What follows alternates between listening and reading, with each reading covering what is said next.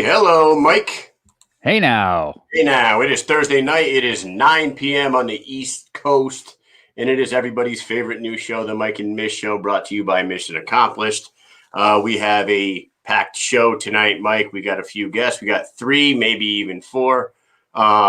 Starting off with a BKFC newcomer, then followed by a Muay Thai killer and his coach, and then possibly another BKFC fighter after that. We will see how that goes. What's up with you, buddy? Yeah, I'm looking forward to tonight. We got some questions to be asked here. We got some new fighters on the BKFC roster. We don't know. She's a mystery. She's a mystery to me. She's a mystery to everyone. Before we go on, I'm going to just do a quick sponsor read real quick. We got Holden Hands Massage Therapics. They are licensed with the Veteran Affairs. Soldiers, veterans, go ahead, go see your provider, get a referral, go see Jackie Holden for any kind of pain, neck, back, knee, whatever. She's really awesome at her job. She knows how to do body scans, find trigger points, and relieve pain, possibly relieving chronic pain that you've been dealing with for years. And we all got that shit. Next up, we got Killfoot Clothing. Killfoot Clothing is American-made products, ran by veterans, veteran-owned company, awesome dudes. They have created the first ever Mission Accomplished Killfoot Clothing t-shirt. We are sold out right now, but the next order is coming in soon. So if you guys want them, go ahead, direct message me. Size, color you want. We got black and we got gray. So you want black or you want gray, let me know. Give me your size, give me your quantity. They're $25 a piece. We can work that out in the Venmo. And then our last sponsor is Pure Romance by Amy Mish. The name sounds familiar, everybody, because that's my wife. And she happens to be a romance expert. If you want to know why I'm always so fucking happy, go to her website. You'll find out. And I have a surprise sponsor real quick before we bring Audra on, Mike. So my 9-year-old son, Jackson, says, Dad, how do you get sponsors? I said, I don't know. People reach out to me and we get sponsors. One of them is your mother. He says, me and Gavin been talking about starting a theme park. And I said, really? What's it called? He said, it's called G&J's Tropical Theme Park. They're 9. And I said, do you have a logo? Do you have a business plan? And he said, yeah, I got a logo. And I said, tell me about this fucking place, dude. And he says, it's going to be tropical theme. It's going to have volcano rides. It's going to have swinging coconut things. You got to get out of the way of lava floors, all that shit. And I said, you give me your logo, you will become an official sponsor of this show. So for the first time ever, Gavin and Jackson's Tropical Theme Park is sponsoring this show. That theme park will be coming to a decade near you. Maybe 10, 20 years down the road, but I have a good feeling that this kid's going to fucking do it. All right, let's go ahead. What do you say we bring on Audra Cummings and find out who the mystery lady is? Let's do it. Let's do it. Her name is Audra. She is a fighter. Hey. How are you? Good. Thank you for having me. I'm excited. Excited to be here. All right. Well, me and Mike are very interested in what you have to say. Please explain to us how a mother of 4 at 40 years old gets into bare knuckle fighting. So first of all, I think everything happens for a reason. Whether we ever find out the reason or not, every single thing happens for a reason. This is a really crazy reason, but it all just happened to me. I don't know how to explain it other than that. I've been a strength and conditioning coach, a certified personal trainer. I'm a nutritionist, and I've been working in the community for a long time. And Erick Graham at Graham MMA a couple years ago found me on Facebook, sort of recruited me into the gym to help out there as an extra coach, not necessarily a fight coach, but strength and conditioning, maybe sub in for classes. He goes, but to be here, you got to take the classes, you got to learn some stuff.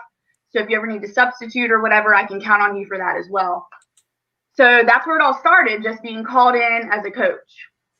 And 2 years later, I have done 5 fight camps, from meal prep to weight cut to hot tub method to Dolce diet to 3-a-days to cutting weight with them, preparing their food for them. I've done every single thing except for fight.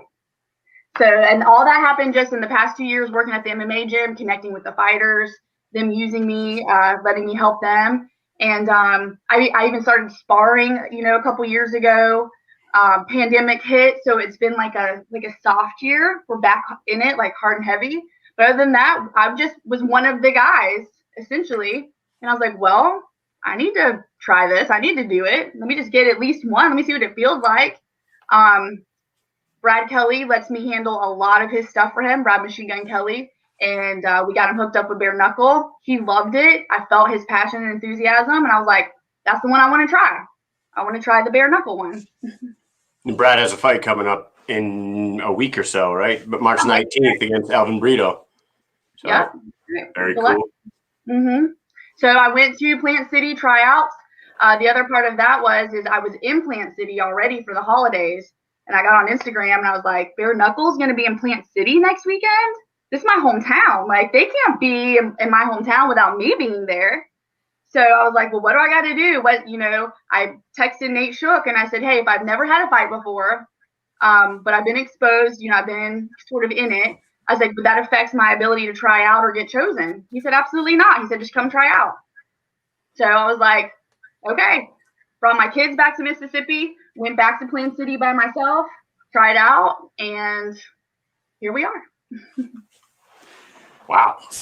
That is pretty crazy. So you've been somewhat sucked into this world of BKFC, and now you're a fighter on the roster and you're training for these fights. How do you find the time with 4 kids to get to the training?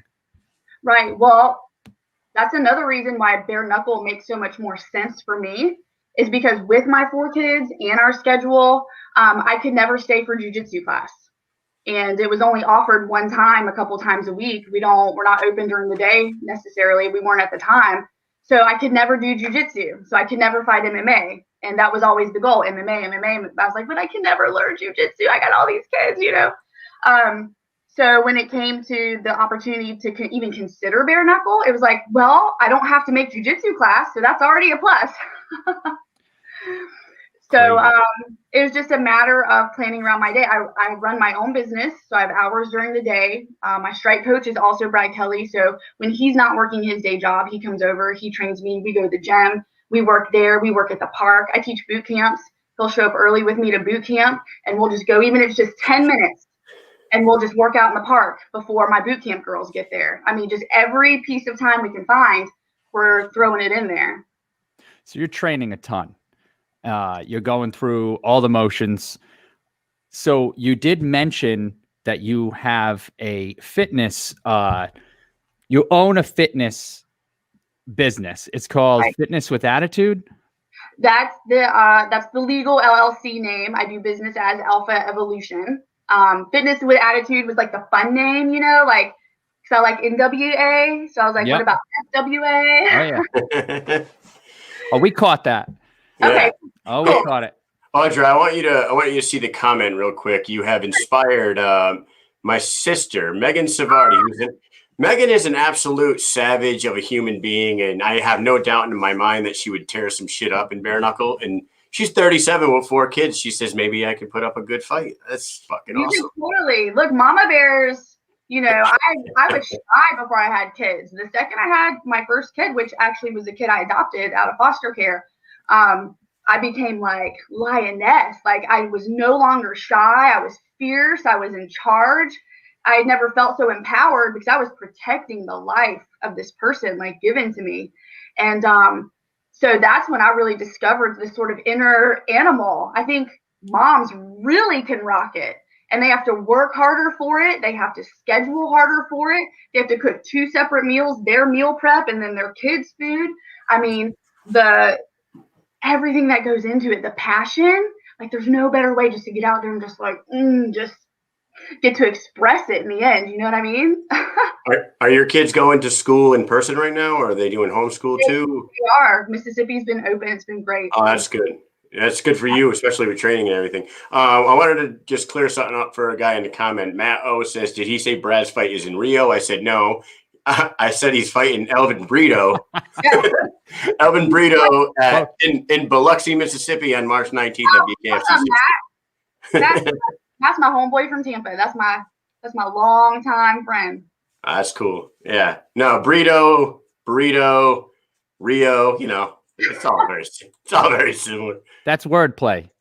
Yeah. So you were supposed to fight. At the BKFC 16. You and Brad were going to be on the fight card together. What? Yeah. What happened with Randine? Is there a reason besides personal reasons, or is it? When details really aren't given, I didn't ask a whole lot. I did ask. I said, "Is it money?" And they said, "Well, we'll find out." I said, "Well, how much does she want?" Like, I want this fight so bad that I'll like give her some of my purse. Like, if she'll just come and fight. But whatever it was, it didn't pan out, even with the message of me giving up some of my purse. So it just, I don't know. So I cried like a baby. I cried. I called Brad. He was at the gym. I was like, "Honey, I need you to come over." He's like, "This happens all the time. What are you stressing about?" I was like, "But it was more than a fight." yeah, I can imagine it's a bummer because it's your first fight and you're really souped to get in there and get to banging, and then it gets pulled out from underneath your feet, and now you've got to push it down the line a little bit, maybe to toe the line. And I understand that it must kind of suck for you because you're working and it's kind of like a buzzkill. It's like, oh no, I gotta wait. Like, you had a plan, you had a game plan that you were following for a certain date, and now you've got to push all that back, and you don't know who you're fighting. Right. Would you like that fight to be remade if possible at Toe the Line? Would you still like to fight at home, or do you have somebody in mind? Yeah, I would definitely fight her. Really, the biggest thing that I put into all of it is, even through when you're training and it hurts, this is the hardest thing I've ever done.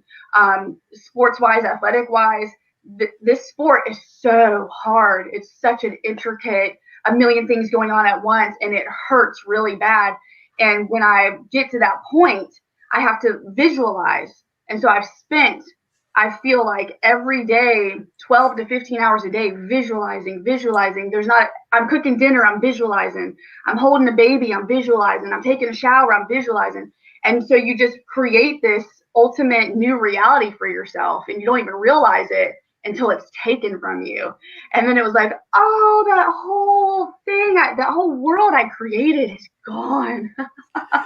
The unfortunate thing about that is, like, time and money is spent in training camps. Yes. Mm-hmm. And you're hoping for that paycheck to compensate the time and money that you just put into all this work. Yeah. And now there's no paycheck.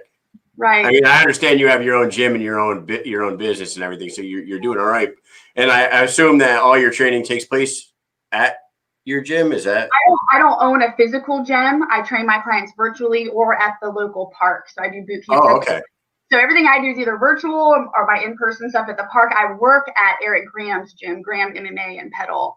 And is that where all your training's out of? Yeah, that's where I go. That's my home gym. He's head coach, and he's very gracious with the gym hours for us, especially when we're in fight camp. So he's given us a lot of freedom and space to work and do what we need to do. But yeah, so he, some days we go up there at 5 a.m. Some days we go out there just in the middle of the day. Like, whenever, we're just going with everything else in between. But it was the physical pain, and it was the visualization and the planning and the hype. But I did secure sponsors. I have some wonderful sponsors. You've been showing them at the bottom of your screen for me. But they took care of me. I mean, what they gave me provided my strength and conditioning camp, my fight camp, expenses for equipment, and things like that. And so, and I also felt bad because I felt like I was letting them down, even though it wasn't my fault. Messaging them was like heart-wrenching. So I want to take it back a little bit, because you mentioned you went back to your home city of Plant City, mm-hmm. and you went to the tryouts and you tried out. And I heard that through the grapevine that you're a really hard puncher. And there was was there a punching machine there that you hit? There was. I call it like a punchometer. I don't know what they call it, but there was. I was disappointed with it. They were pleased with it. David Feldman shook his head, said, "Good job." It was almost 300 pounds of pressure, but I was hoping for a little more. I didn't know what to expect. But I will tell you this, in my defense, Brad and I talk about this all the time.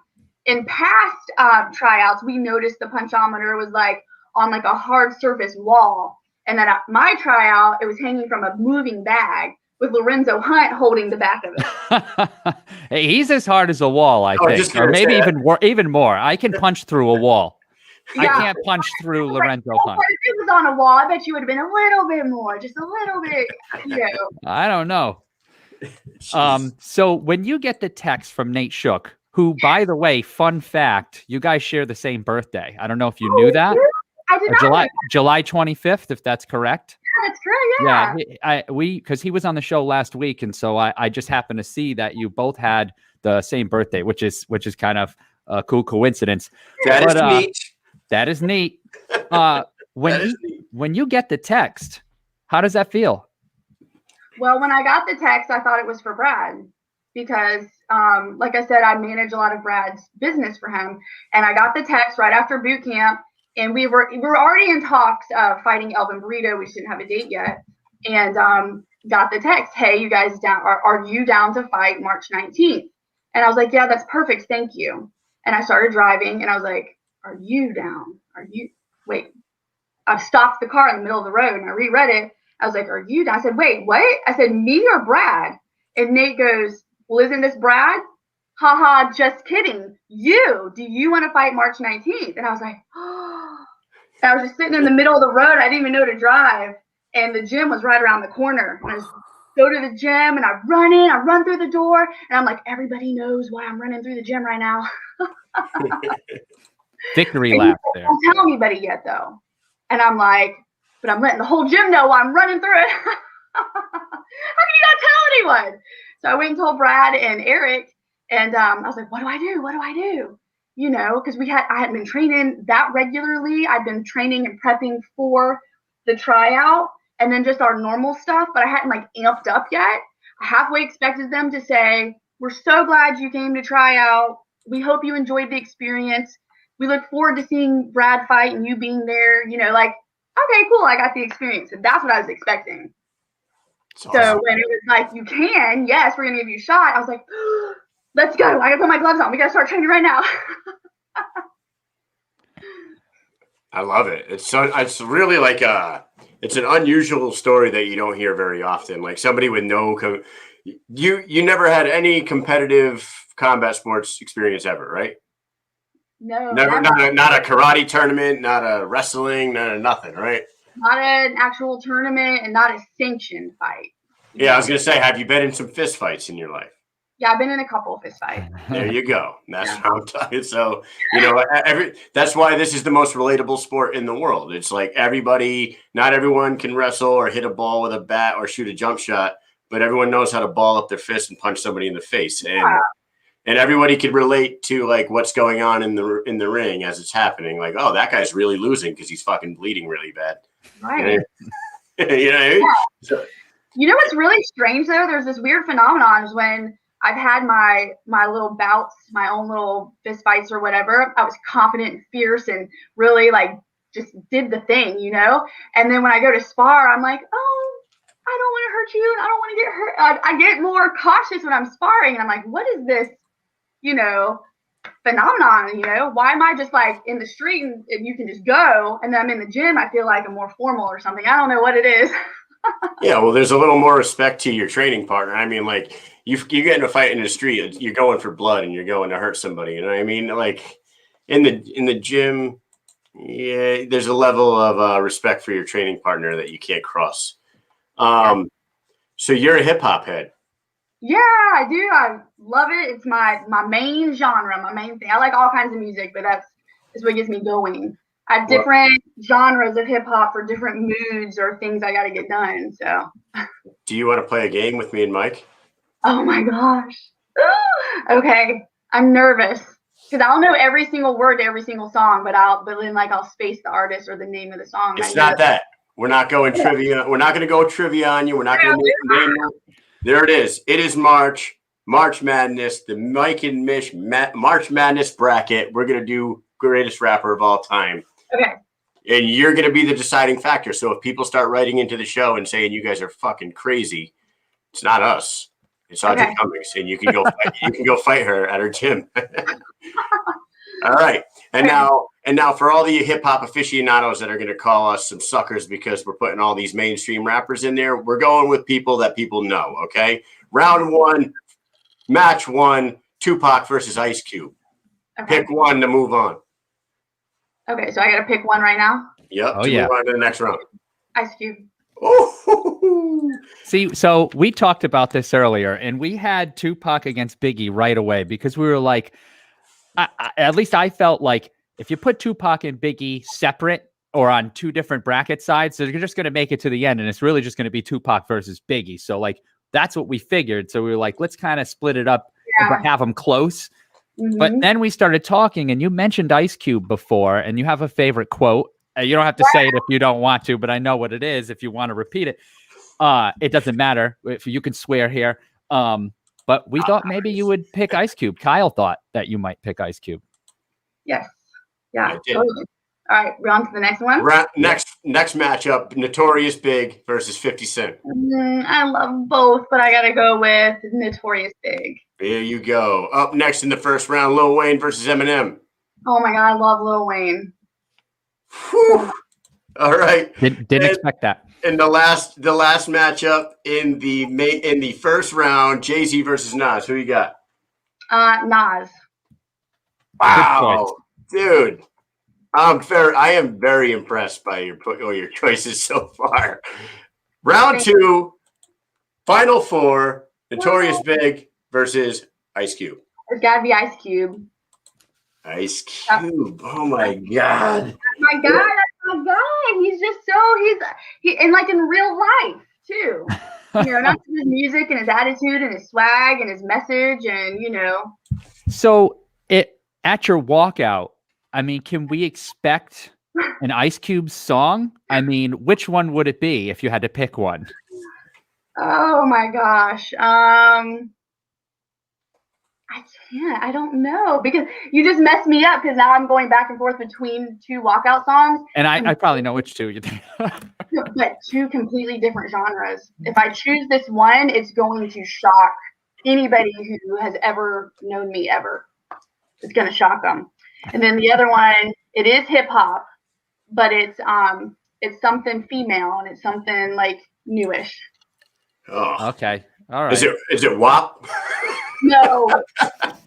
You have kids, for Christ's sakes, Audra. Hey, we had that talk earlier. I'm like, did I need to plump them up and add my lipstick and get my hands going? When you started talking about weird phenomenons earlier, I thought you were going to bring up the OnlyFans fighter phenomenon that's going on right now.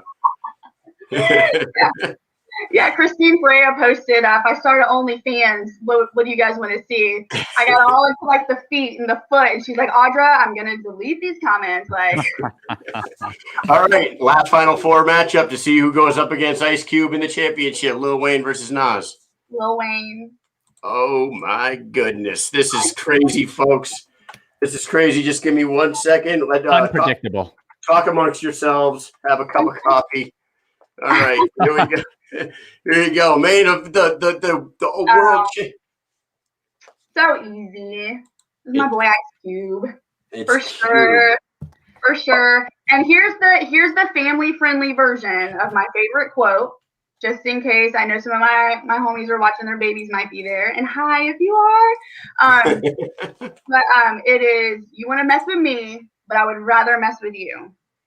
And you can carry that on to any subject in life. You can rearrange the words, add new words, whatever you need to do. But especially when you get scared or fearful or, you just got to be like, all right, you want to mess with me? I'm not going to let you intimidate me. And I've had a lot of that the past 2 years. I think God's been trying to teach me a lesson. And you know what? Oh my gosh, this is just like occurring to me. 2 years of that kind of stuff. And now here I am just ready to fight. I think I got something pent up inside of me. You seem like you seem like you got a lot of energy and you might hurt somebody. So are you going to be fighting at Toe the Line 3? I have no details for my next fight whatsoever. No. None. Hey, Heather. It was discussed that it would be like early summer and possibly, close to my hometown or here, where I know people. So that was it. I don't know my opponent. I don't know anything, any details. And the only conversations Nate and I are having right now are about Brad's fight on Friday.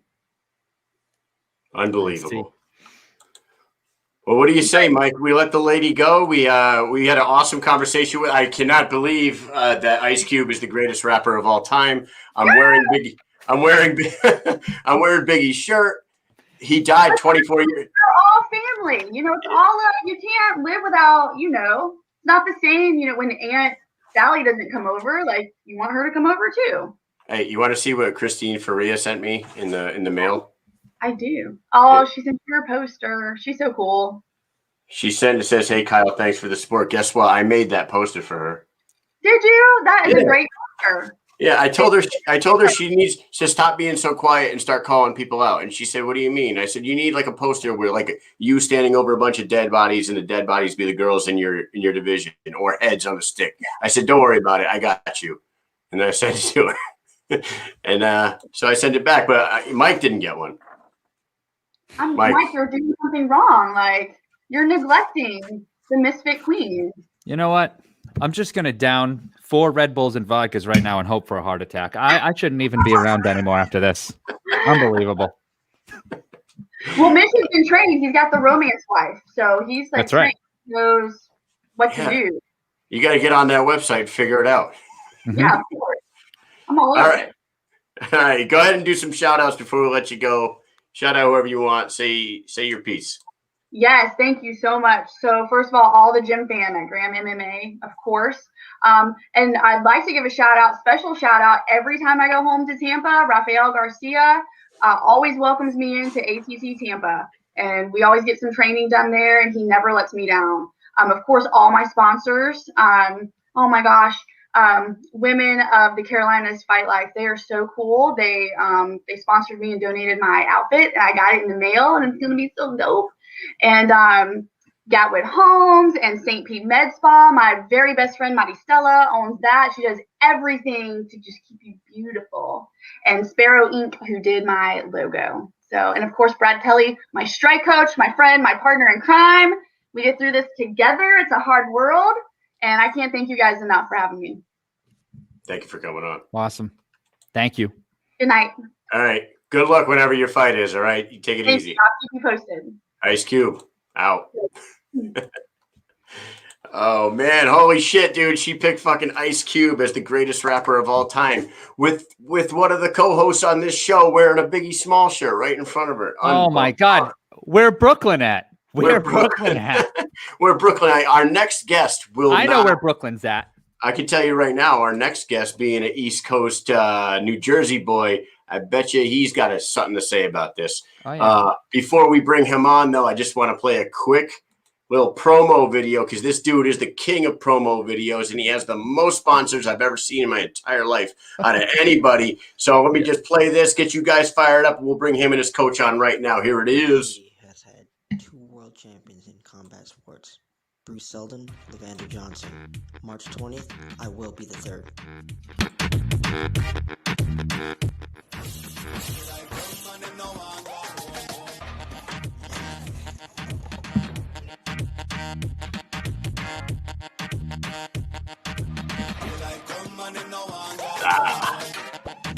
Ow, that hurts just watching it.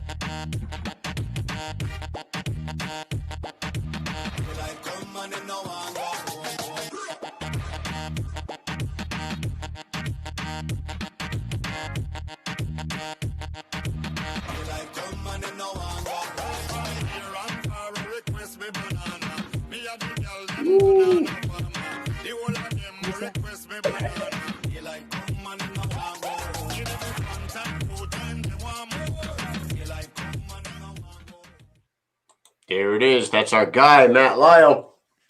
Going to be fighting March 20th in Mexico against Erick Flores for the 54 kilogram World Muay Thai Kickboxing Championship. Here he is, and here is his coach, Matt Lightning Lyall, Tommy the Warrior Rodriguez. How are you, fellas? Good. Thank you for having us. I appreciate it. All right, Matt, how are you? All right, I see you're still a masked man. I see. Got no choice. I got all the sponsors everywhere. What am I gonna do? All right, go ahead, Mike. See that? I want to see that beautiful face of yours. Come on now, give us a smile. It's Asian. People need to know who you are. So we are what? Well, we are 9 days out. Yeah, Right. we're like what? It'll be one. The fight's actually 1 week from tomorrow. 1 week for tomorrow. And are you traveling down there early? I'll be there on Thursday Thursday because the weigh-in's on Friday. Okay, and is this in Mexico City? This is Mexico City, Mexico. Yeah, Mexico City is at like 10,000 feet above sea level, correct? Yeah. I guess it's in the middle of Mexico from what I hear. Right, but from what I understand, and I'm going off of Cain Velasquez versus Verdum. Yeah, the Cain Velasquez versus Fabricio Verdum. Verdum went down there to acclimate to the elevation, and Cain got smoked quick because he wasn't used to that elevation. I don't know if you guys. That won't happen to me. My coach has got me training like a madman. 30 rounds, 3 hours straight. I run 15 to 20 miles a day with a full mask on, so that's not gonna happen. I'll fight you on the moon if I have to. Unbelievable. Those guys are also heavyweights too. Like they're really big. So I feel like the stamina level is a whole different story. Yeah, I'm definitely not a heavyweight. So Tommy the Warrior Rodriguez, hello, sir. How are you? And welcome to the show. This is the Mike and Mish show. It's a little offshoot of my other show, Mission Accomplished, but this is our Thursday night program.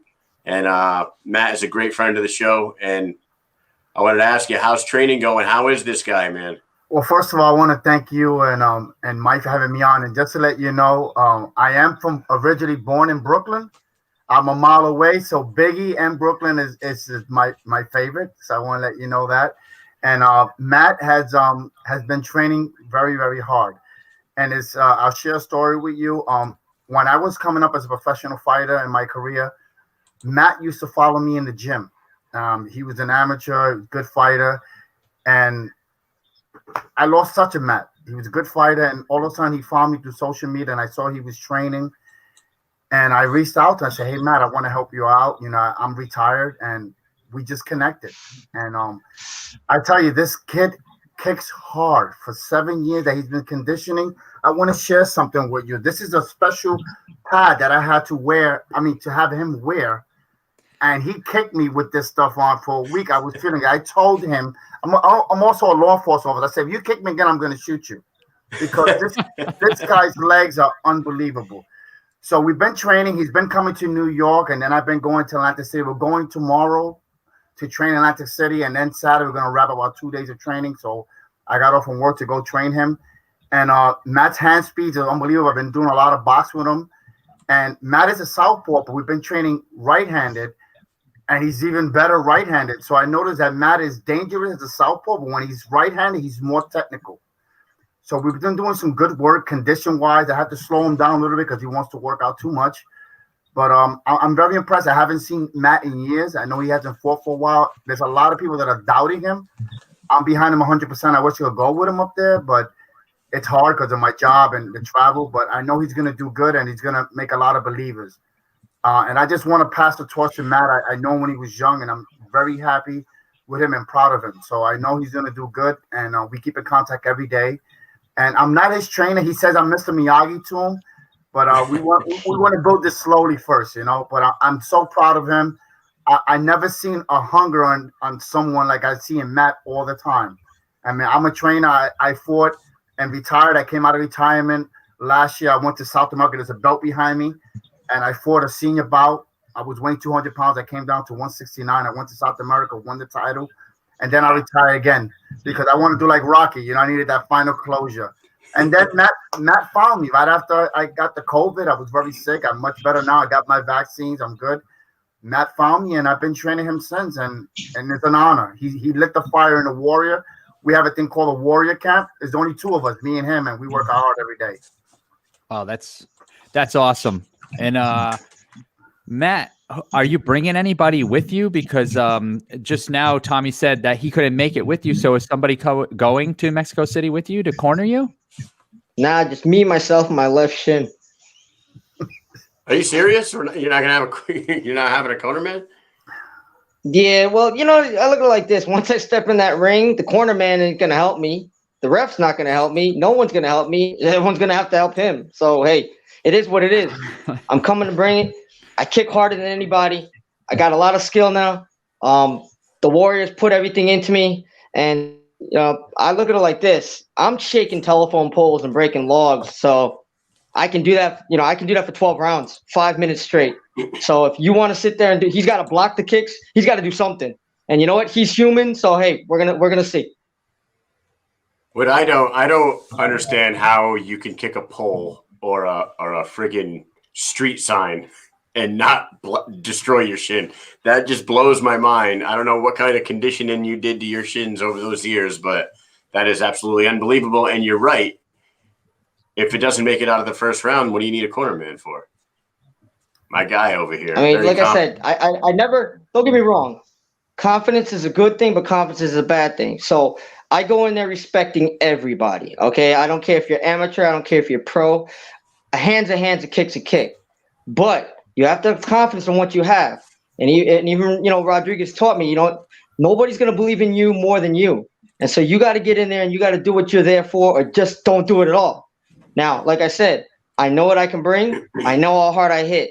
I mean, there's a lot of people when I spar, I'll stop hitting them that hard because, you know what, I've fractured people in sparring sessions.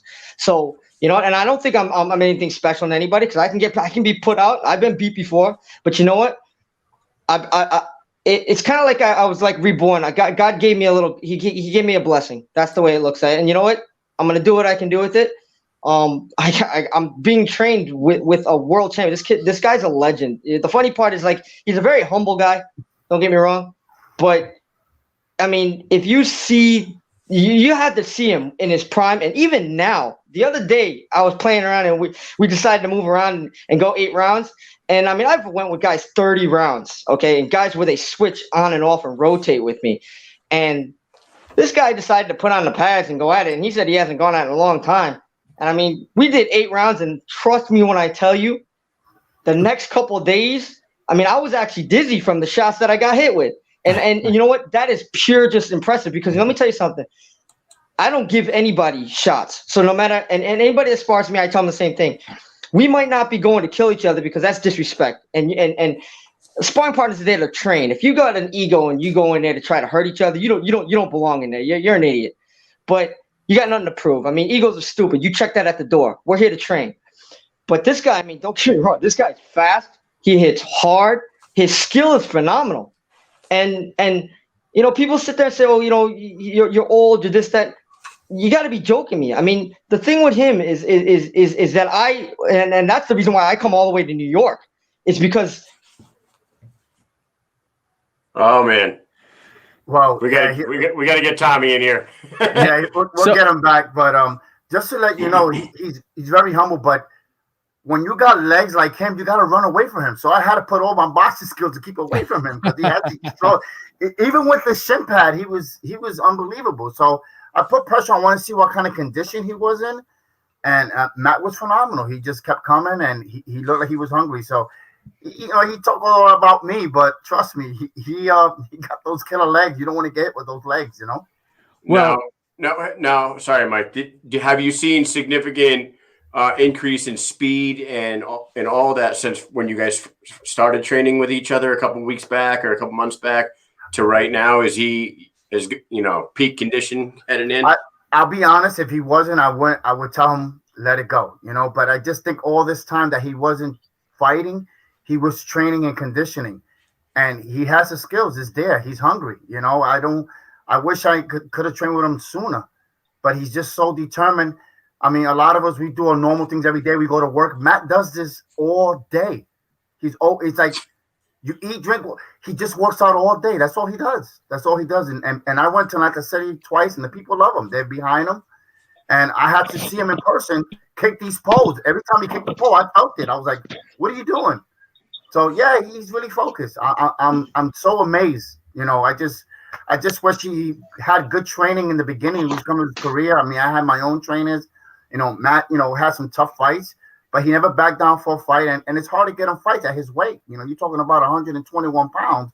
Back then he was lighter, and he hits hard. I sparred him. I kicked. Just his hands alone. He hits like a good, heavy, solid middleweight. He has power. He does. That's awesome. And clearly, by the way that Matt was talking about you, Tommy, he respects you deeply. You can tell. And by watching videos of you that I could find on YouTube, you seem like a really, really good person and a dedicated person. Not only to, you're dedicated to good causes in your life. And clearly, I see Matt every day on our page. He's posting stuff. He's always out training, and which is awesome. So he has a lot of confidence in you. I can just tell by the way he's talking about you in this interview and also in his videos with you guys together in the promo videos. So now that you guys are getting closer to Erick Flores, right? What do you see in Erick Flores that you can maybe, some weaknesses or something that you guys can attack? Sure. I'll talk a little bit now. I'll let Matt. Matt found the video and he shared it with me. So we had he was amazed that I did a Zoom meeting with him, and I shared the screen and we sat down and we dissected a lot of stuff that we saw. And Flores, yeah, he is tough, but working out, we saw the hands. The hands are never up. And the whole time he's doing combinations, I don't care if he's putting a show, you can see bad habits. And the legs. And he doesn't have the strong power as Matt. I mean, I have fought a lot of Mexican fighters that broke my hand twice on a Mexican fighter. They're tough fighters, but if you outbox them or you use the skills against them, you could beat them. And Matt has that. He has that skill. He has power. And Matt fights both ways. He has powers both ways. This kid doesn't fight extradition. Matt does it. So I see that's a big plus for Matt. Matt? Yeah, I disappeared. So what do you think about Erick Flores and any weaknesses that you see? Well, I'll tell you what. I mean, I listen to Mr. Rodriguez, and I respect everything he says. I mean, nobody knows it better than him. He's been everywhere there. I mean, I basically have to respect him. I mean, he's the champ. So what, you're not going to sit there and not disrespect him. I mean, I have to give him credit. He's been there. He's got, what I'm coming for is mine, but unfortunately he's holding it for me right now. You know what, we're going to know. I mean, the thing is like this. I mean, he's got skill, obviously. He's a good fighter. Absolutely. He trains hard. He comes from a good background. I get that. And you know what, he's had ample of time to train, and likewise. So it's basically going to be, whoever gets that, whoever gets it in. And, I just, I don't want to act like an idiot or say anything like that. So I have to give respect to everyone. I just know that me and I've been blessed to have Rodriguez work with me. I mean, the Warrior, I can't ask for anything better than that. I wasn't even expecting that. God sometimes does things. And that was one of them. So, he did so much for me. Every fighter thinks that they know a lot of stuff and this, that, and the third. And he showed me a lot of things that I didn't know. A lot of a mental also aspect of it. People don't realize that fighting is really mental. You could be 100% prepared for something and then start doubting yourself last minute. There's a lot of things. And the funny thing that we actually came up with is, the same concept of haters. Is that, what? If you're the more haters you're getting, obviously you're doing something right, because if you're doing something wrong, no one gives a shit about you. So, I'm just totally blessed, you know what I'm saying? And I want to make him proud. I'm going to go out there and handle my business and bring back that win. And that's that. I mean, I have the endurance to do it. I have the skill to do it. And I sure in the hell's got the power to do it. So the last thing to do is just do it. Just go out there and take care of business. And then that's what we're here for. There's nothing personal and anything like that. I'm sure, I know Erick has got to be a nice guy. And I know I'm a nice guy, I hope. And the thing is that, I look at it like this, that, We both have family support. We both have goals. We both have dreams. And unfortunately, we're both going to be standing opposite corners of each other. But you know what? That's it. After that, you shake hands, game over, and whatever. You know, there's a rematch clause. There's a rematch clause. If there's not, there's not. I mean, I don't know how it's going to go down. But, you know, I know I'm ready. That's basically it. I'm ready. There's no excuses in anything. And I'm going to take care of business. And like I said, it's just an honor to be with you. You know, when I was growing up, this was the guy that I look up to. I told you guys that before on scenarios, and you know, it's like if you had a star that you guys loved, you know, this would be like equal to your star. If you're a basketball player and you like LeBron James, this is like being taught by LeBron. So to me, it was just like first time we met up and he was training me. I kind of wasn't paying attention because I was too like in awe. And it was kind of cool that he hit me once because I was like, wow, I got hit by Rodriguez. But then I realized he kept hitting me and that shit hurt. So I said, yo, I gotta move my head, man, because this stuff sucks. But you know, like, the guy was a Golden Gloves champion. So I mean, there's really no weakness to him. It's just he's a great fighter. He's a great fighter, great person, great father, everything. You know, so as you would say, as a good human being, that's a good role model right there. Hey, Matt, someone in the comments is asking, how do they watch? Is it going to be on like fight.tv or is it going to be on? I don't know what I honestly don't know what they have in Mexico. I don't even know if Facebook works there. I guess it does. But I mean, I mean, obviously you're going to know right as soon as it's done. I mean, if you can't see it, I'm sure it's going to be seen. Someone's going to obviously probably have Facebook and they're going to place it. I really don't know at the moment. So, I mean, I'm not going to lie and say, oh, yeah, it's supposed to be on those. But with the COVID, I think it's pretty much just like whoever with their home phone or I don't know what it is with that. But it definitely will be posted when it's done. Absolutely. I know on my behalf it will. I love your energy. I love your confidence, man. Both of you guys. And it's not every day you get to train with your idol, which is. Yeah. No. And may I share, Mike and Mish'n, that even though Matt is fighting, there's a lot of retired kickboxing out there, champions, that has surfaced back up that know me, and I'm talking to them, and they're like all supporting Matt. Matt would tell you the other day we were training, and Royce Gracie, the living legend MMA, were good friends. He calls me on the phone, and I said, "Hey, how you doing, Royce?" We were talking. He wants to see how I was doing because I'm in this group called MVP, which I know you guys are veterans. It's Emerging Veteran Players, and we're an organization. And Matt, I put him on the phone with Royce Gracie, and Matt just like froze, but it was great. He gave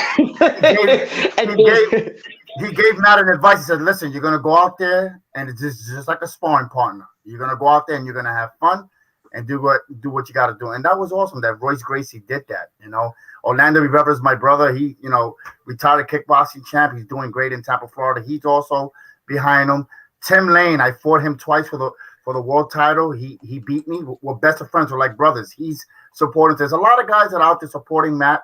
You know, he surfaced back up, and he's out, you know, I live in hope, and I hope he does good, which I know he will. I'm just worried he's going up there by himself. I've done that before. It's not fun. You're scary because you win. Then you worry about getting back home safe because you don't know how they're going to act. You're in somebody's hometown. But if you're humble, the people will respect you and you get home safe. And I know that's what's going to happen with Matt. It's cool that you mentioned Gracie, right? Because obviously, like, I think everybody on this screen can respect Gracie. If you went to our work right now, I have his bobblehead on my desk at work. So that is really awesome that you get a phone call from that guy, and there it is. Look, that's the exact. So we went to a Bellator event. Let me tell you the actual story. What happened was we're walking to a gym and we're in Brooklyn, and he goes, "Oh, Matt, I was talking to to Royce Gracie," and I'm like, "Gracie?" And he goes, "Royce Gracie, yeah." And he goes, "Yeah." And all of a sudden he's messing with his phone, so I'm figuring he's gonna show me something. All of a sudden he gets on the phone, he starts talking. So I noticed this guy's like in a Spanish Brazilian type of accent. So I'm like, wait, what is this? All of a sudden he's talking to the guy, and he's talking to him as like a friend, name basis, not like hi, And I'm like, what the hell? Then all of a sudden I'm sitting there going, this can't be right. This can't be right. All of a sudden he starts talking to him, and he starts talking about me. So now the guy's like basically saying, like, who's this guy? You know what I mean? Because obviously Royce Gracie doesn't know me. But the point being is, like, he's talking about this, that, and the third, and the Muay Thai. All of a sudden he goes, here, Royce wants to talk to you. Bro, I froze up like a stupid little kid. Didn't know what to say. Yo, this guy probably thinks I'm like a moron. Like, yo, this guy's been hitting the head too much. Like, I couldn't say nothing. I was just like, yes, sir. Yeah. And then I actually handed the phone back to him because I couldn't talk. I mean, I felt so freaking stupid, but I was like, yo, I couldn't believe it. I actually spoke to, I mean, MMA, that's your living legend right there. You know what I'm saying? He's on the mountain. Let me give you a little story. When I met Tommy, it was kind of funny because we used to be in Bay Street and with Orlando Rivera, the Warrior. Shout out to him because he's like a legend too. But I mean, this was the guy that was closest to my age, and I was an amateur, and I mean, I looked up to him so much that I would go in there, and like if he was working out on a bag, I don't want to bother him, you know what I mean, because I don't want him to beat me up or nothing. But I would hit the bags next to him, and I would try to. Now remember, I weighed like maybe 90 pounds, but I'm trying to hit the bag, making a lot of noise, you know, trying to do nothing. The bag was hurting me, just hitting it, and I'm sitting there, keep looking over, you know, like. Is he looking? Is he looking? So I hit the bag, and now he's hitting the bag, and you obviously can't hear me hitting the bag over his bag, but I'm trying. So I figured, yo, screw it. I'm going to scream loud, and he's either going to think I'm psycho, I'm stupid, or I need help. And I'm like, ugh! And I think I got him to look at me once. I don't know if it was like him saying, yo, who's this crazy little Asian over there hitting the bag? Looks like he's dying. But either way, it was just like, it was like the awesomest thing in the world. And then I used to go up to Orlando, Tom Desperino, all these other guys that were great fighters, and I used to ask about him. You know, like who's this, guy, this little guy? Because trust me when I tell you, he hits hard. Like Tommy always said, he hits hard. These guys aren't joke. Him, Tim Lane, all these boys, Chris Algieri, these guys hit really, really hard. And I'm sitting there watching them, and they're hitting the bag, and when the bag starts folding, that's when you know your boy hits hard. You know what I'm saying? People smack pads, kick pads, and they make them sound loud. That's nothing. When you put that thump in there and that bad boy folds, then you know you got some penetration power. That's the power. Like when I kick the Thai bags, the ones that are like rock on the bottom, you don't even hear me really kicking because the shins are going into the bottom. So it's a different. When you smack something, that I can do that with a hand. I can slap you in the hand and make it sound loud. You know what I'm saying? But that's not breaking your bones. So the main thing is like they're hitting the bags and these bags are folding, and so I'm just like, yo, I can do this. I can do this, bro. I'm the man. Wham! I hit the bag. My whole head would shake. My neck would hurt. I'd walk off looking like I'm all crippled. And I'm sitting there, what the hell? I just got my ass beat by a bag. But I mean, the thing is to be able to even, first of all, to be even recognized by this guy, which this guy even knows that I exist in life, was an honor. And then let alone for him to sit there and have me come to New York several times, and then him come here, and then he's coming here tomorrow. I mean, Atlantic City's blessed. We're blessed. We have good fighters in the past, but I mean, you got a person that's literally coming here who is to me, I know a lot of the world champions in the world, and this is the one that is like, to me, this is legit. This is legit. This is not a bullshitter.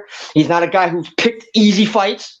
Okay? Every guy this guy that fought had a record himself or was a prospect himself. You know what I'm saying? And anybody that he even lost to was a world champion themselves. You see what I'm saying? So that right there is like, just to move with him and have him obviously not kill you or brain dead you is a blessing. So I mean, like I said, I can't express myself enough to what it is. So I have to do it in front of the world here and tell them know that I am honored. And Tommy, I'm always honored. I always tell you, but I'm going to tell you in front of the world here that to me, even if I become world champion, I still can't fill your shoes. And I would even try. You're a first number one class guy, and everybody in the world, MVP, Tim, everybody that knows you is I'm sure knows the same thing. But I'm telling you from the bottom of my heart, it's an honor, and it's a blessing. And I can't wait to see you tomorrow. But just don't beat me up though. That's very awesome. I love that. I'm sure everybody loved listening to what you just had to say about your coach, and that's fantastic.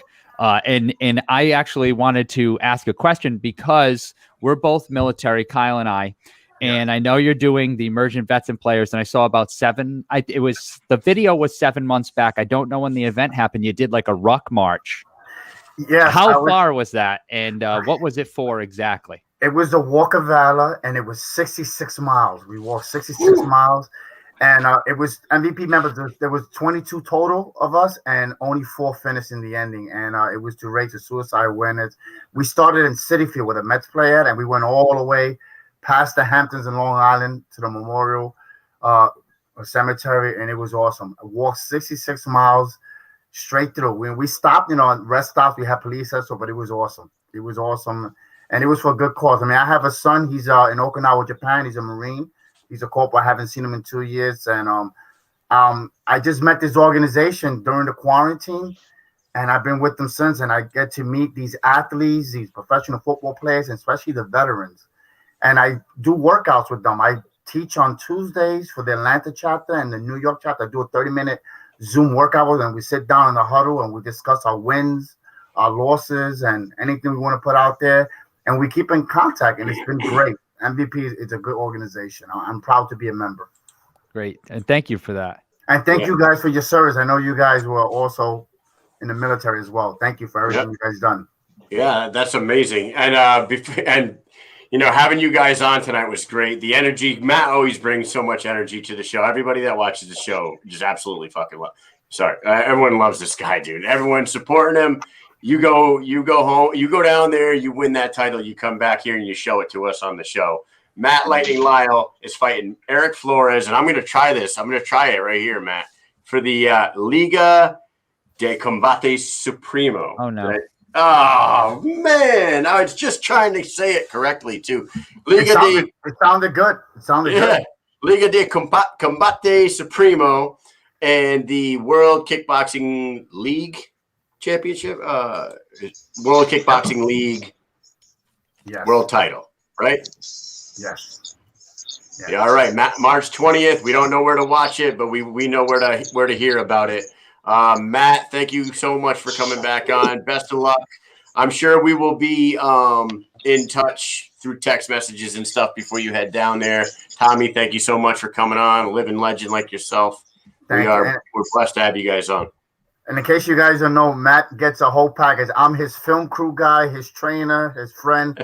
I bring the whole package. I do all the videos for him just so he can see what he's doing, and he's doing a great job. So thank you for having me. I had a good time, and we're going to work hard tomorrow and Saturday, and then he's on his own from there. So I'm honored. Thank you so much. All right. Thank you, Tommy. Thank you. Go ahead and let you guys get out of here. Have a great night. Matt, you be safe. Have fun tomorrow with Tommy. Don't hurt yourself. All right. See you later. Yeah. All right, guys. Bye. Later. Safe travels. All right. Mike, surprise everybody who's still watching. We got a whole bunch of people still viewing this thing live. We have a fourth guest for the evening. He will be fighting. Yeah, hell yeah. We got a guy who was going to be on last night. He will be fighting Arnold Adams at BKFC 16 on March 19th on the BKTV app. It is a heavyweight knockout artist himself. His name is Bobo Bannon, the Beast. Let's bring him right on. Bobo, how are you, sir? I'm blessed. How are you, fellas? It's good to have you on. I'm glad you could make it tonight. I know you were stuck at work last night. What do you do for what are you doing for work? Man, I'm a millwright, which is, in case you don't know, an industrial mechanic. I work at a paper mill, and I'm the maintenance guy. Working on the rotating equipment, changing gearboxes, motors, rolls, bearings, and all that fun stuff. So I've been watching some of your videos lately that you and your wife, I don't know her name. Britton. So you and Britton have been putting out videos and stuff, and I heard that you may be or already do volunteer at the fire station, possibly? No, not yet. I am planning on joining the volunteer fire department, but they were gracious enough to let me.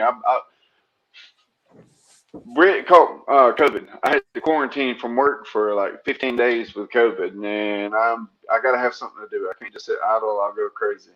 Well, so I built a stand for my punching bags, my double end bag, my speed bag, my heavy bag, and to get out of the weather, because I had my heavy bag hanging from my oak tree, my double end bag just on a random pole out in the yard, and I had my double end bag underneath the shed. So I built my stand, and the volunteer fire department let me put it down there in the fire department in the little gym area. And with the understanding that whenever a time comes around, I'm going to volunteer and become part of the department. That's cool. That is great, man. My father was a volunteer fireman for 35 years, so I can totally Oh, appreciate that. So for everybody that's watching at home, this is Bobo O'Bannon. He is 2-1 in the BKFC, 10-6 as a pro boxer. Every single one of your victories is a knockout. So we know what you're going in there to try to do against Arnold Adams on March 19th. When you're fighting Arnold, he's a former heavyweight champion. This is huge for you. yes, sir. Your last fight was basically a title eliminator Right. against Sam Shoemaker. Unfortunately, you came out on the losing end there, but you got to think Shoemaker's fighting Beltran. You go ahead and you win this one against Arnold Adams. You're right back in the talks again, correct? Correct. Yeah. How's training going, and how are you feeling going into this? Man, training's going good. Training's going real good. You know, I've had some long hours at work, and but you know, I'm sucking it up. You know, whenever I get done with work, I go train. Before work, there's been a couple of days before work I get up and I go work out. And I ain't gonna say that's happened very much because this old boy likes to sleep. I'm not a morning person, you know, and working 10, 12, 16-hour days, you gotta sleep sometime. But I've been making up for it on the weekends, trying to train a couple of times a day on the weekends. You know, we work 4-10, so on Friday, Saturday, and Sunday, I do get up and do my exercises, my workout, and everything in the morning times. And plus, I'll get my PM training in on the you know, my 3-day weekend as well. So, who are you training with? Me. Yeah, solo act. I do have a trainer. I have a boxing trainer. He was my boxer. Matter of fact, Johnny Smith is his name, and in this area, everybody goes to him. As a matter of fact, one of Jason Knight's last UFC fights, he wanted me to set it up to where he can come work with Mr. Johnny. And I told Jason, I said, man, just come over to the house. I'll work with you. You know, I've worked with Johnny for years. Long story short, I ended up getting Mr. Johnny. Surprised Jason got Mr. Johnny over at the house for him. And so, you know, but Jason Knight with the UFC, when he was in the UFC, wanted to work with my trainer to work on his hands. And so, you know, Mr. Johnny's kind of a little legend in this area or whatever. He can analyze stuff and break it down, and he does what I need to do and put stuff in stupid people terms because sometimes I don't pick up on the big picture. You got to break it down and give me little pieces of it at a time, and he's very good at that. And I go and train with him. Last few fights, I would go like 3 or 4 times before the fight and work with him. And I've already been over there, I want to say 4 times already, and going again this weekend, and then going to go see him every day next week and work, you know. And so what I do is I train myself. I get myself in shape. I hit the heavy bag myself. You know, I do all my cardio stuff myself. And then once I'm in shape and once I've been hitting the bag for a while, I go to Mr. Johnny to sharpen me up. You do sparring with him? Do you spar at all? I do. There's a guy out of a gym in, I think it's Petal, Mississippi, right here. The Honeybees Graham MMA. I spar with a guy they have there named Jamal Tatum. He's a heavyweight, MMA heavyweight, and the man's got good hands. He's got real good hands, real competitive spar. Matter of fact, the first couple of times I sparred with him, I come away kind of second guessing myself. I said, man, I don't feel like I could hit that guy whenever I wanted to, and I doggone sure couldn't keep him from bouncing his gloves off my guard. So, you know, I was kind of wondering about my ability from sparring with him. But no, man, Jamal's good. Jamal's a great fella, too. Really good dude. And he's got them hands. He can throw them. Cool. Yeah. I wanted to ask you about so have you've been you're familiar with Arnold Adams, like you've seen his fights and you know his style. He's a pretty patient boxer, much like yourself. Heading into this fight, do you plan on staying back and picking your shots like you have been in the past, or in the fight against Sam Shoemaker? And what I've been noticing, a lot of people in the bare knuckle game are having a lot of success blasting off the line, like Shoemaker did with you. Like he shot out of a cannon, and like most people that do that, you know, catch their opponent off guard. Are you planning on sitting back, picking your shots, blasting? Or do you not want to talk about it in case the word gets out? We'll see what happens. See what happens. Man, look, I'll be point blank honest with you. I'm good at one thing. I'm good at fighting. I'm a really, really good fighter. Go back and watch the Mike Kyle fight. Go back and watch my first fight with BKFC 5 whenever my big fat behind fought Troy Beats. Only thing I had going for me there was I was a fighter. I'm good at fighting. So no matter how you break that down, and that's why I wasn't quite so successful in boxing. That's why I was never really, really good at boxing, because the sweet science, the art of it. Man, we had a promoter around here that fought on several of his cards, and he told me, he's like, man, if you'd ever learn to dodge a punch or not take so many punches, you'd be all right. You'd do pretty good in this game. Maybe, but that's not the way I want to do it, man. I want to put tails in seats. I want people to come and watch. I want people to be excited, stand up and hollering. I want to be that little wow factor that people talk about when they're on their way to the shows, And my fighting style shows that, that's what I want to be. That's what I strive for. That's what I'm good at. And, people at the gym, whenever I was going to the gym all the time, first start boxing, people used to hate sparring with me because they said that you can hit me as hard as they can, and I'm still right there. And not to mention, they said I was like a heat miser. Like, my body puts off just a massive amount of heat, and it's like I sucked the energy out of them because I was constantly hitting them and sucking up all their punches. And so, it's just, man, I was a Division I prospect for as an offensive lineman whenever I was in high school. And, at 6'2", I was 305 pounds, and I ran a 4.8 second 40-yard dash. I've always been a big athletic fella, very strong at all times, always. And so, I've always had the ability to do something. And now, we finally, me and my wife, after much prayer and much, talking to God about it, we finally figured out a few years ago, this is where it's at. This is what I need to be doing. And I finally quit being a big moron and finally sold out to it. I still work a full-time job. I still work 40, 60, 80 hours a week, and get off work and go train. Our schedule is 4-10s. That's my schedule at work. And so whenever I get off work, I go and train, but we don't always work 4-10s. Sometimes you got to suck it up. Like, I'm supposed to be off tomorrow, but I'm going in, picking up some overtime, extra money, and and they need me.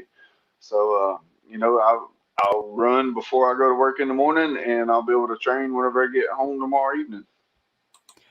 So you just mentioned your wife again, and I know that you were with Smith Brothers, right? And now is your wife Britton taken over for your management, basically? And what kind of logistical issues have you guys been facing with that taking over being management? Does she have prior management experience and stuff like that? How is it? How's it working out for you guys? Is it working out? Yes, it is. Good. Look, so here's the deal. We discuss everything. Me and my wife talk about everything. And so I was talking to her about this whole management thing where she's like, I need something to do at home. That'd be awesome for me, Plus, I guarantee you I can get you more sponsors. So I've got a list. Hold on, let me see. I've got 8 sponsors here on this list. And before my wife, I had 2 sponsors on the list. So I mean, that there speaks for itself. She's never done this before. But my wife and I are a bunch of she's got a big personality just the same as I have a big personality. And so, we're a lot of people like us. People that get to know us really like us. And so, for her to be able to reach out to people and be able to talk to people, it's just kind of second nature to her, and it gives her something to do during the day because, with all of her heart diseases and nerve diseases and, everything she has, she's not able to work. Working is out of the question for her. Matter of fact, she's not even able to be at home with the baby by herself. So she's, we live with her parents. And her mama has to watch her, during the daytime while I'm at work and all, So and that's a bad situation. But you know, we make the best of it, and doing this management thing gives her something to do, and it also kind of, in her eyes, gives her some sort of sense of worth or whatever. And in my eyes, she is getting very, very worthy of it because, like I say, I go from 2 sponsors on this list to 8 sponsors on this list.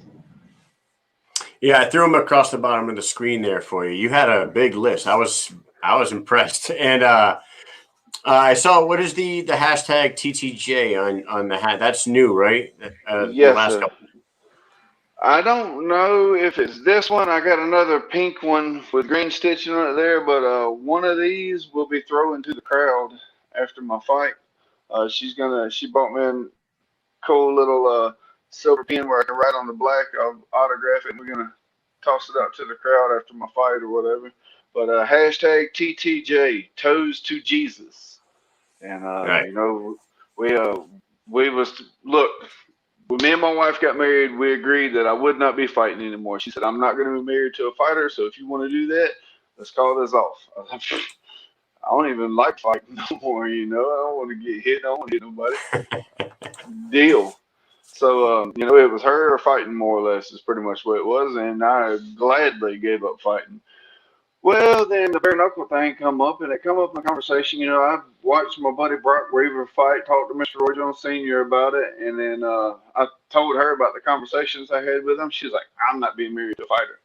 That Sunday in church, we're sitting there, and it was laid on my heart. So I forget what the sermon was. I'd be a liar if I even tried to tell you, but it was more or less being obedient and doing, you know, using your gifts that God's blessed you with. It was the gist of it. And I was like, man, Lord, I'm sorry. I can't do it. This woman sitting here beside me said no.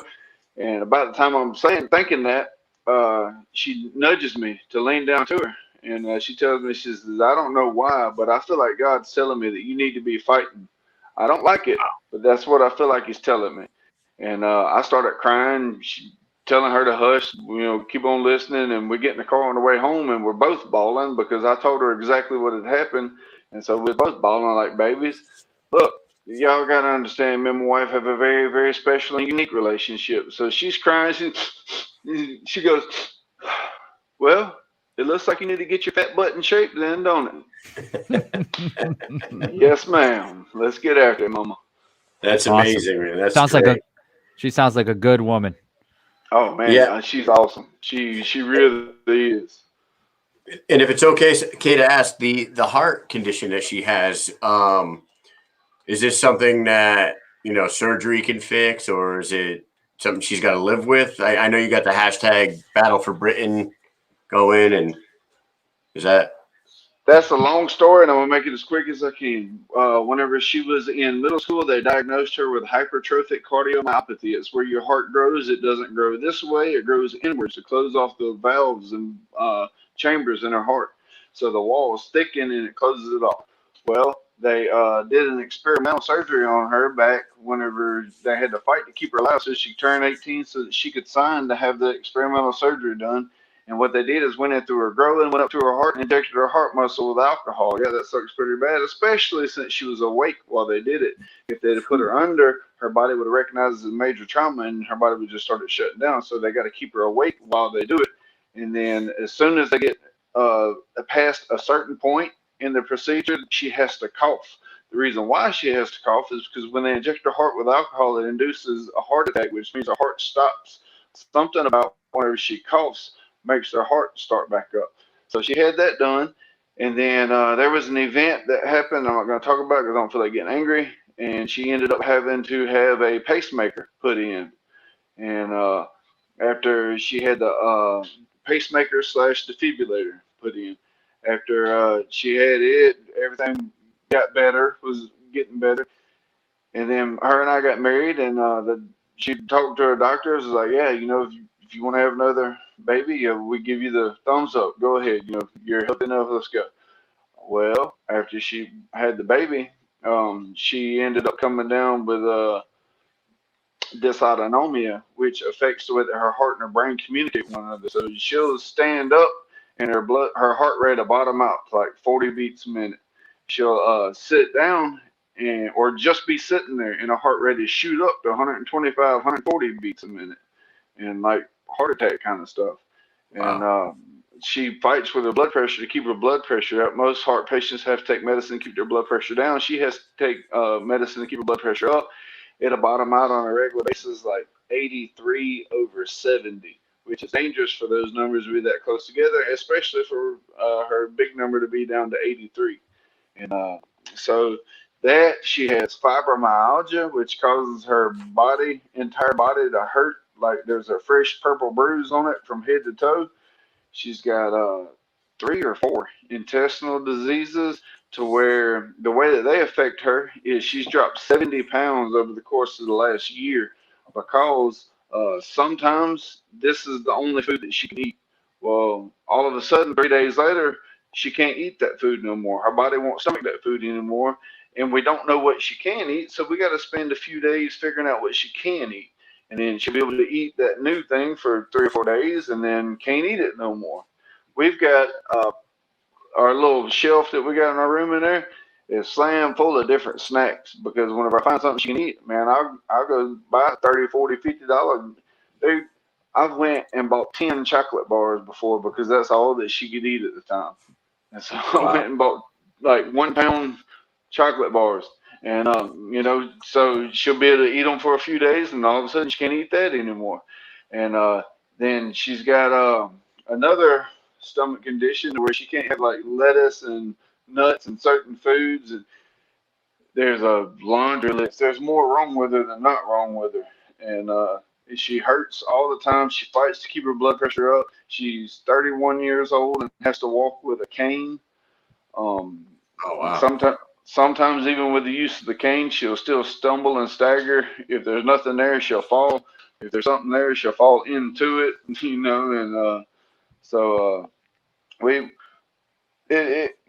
got a lot going on. She got a lot going on, and we took her up to Birmingham last week. I spent some vacation time last week. We had to take her up to Birmingham to see a specialist up there. That was pretty much useless. And we spent a whole bunch of money to send her and a family member to the Mayo Clinic in Jacksonville, Florida. And that was a gigantic waste of time. All they did was tell her, we don't know. That literally, the doctors, what they told her is, we don't know, and sent her home. So yeah, man, she's got a lot of issues, tons of medical bills, and we're trying.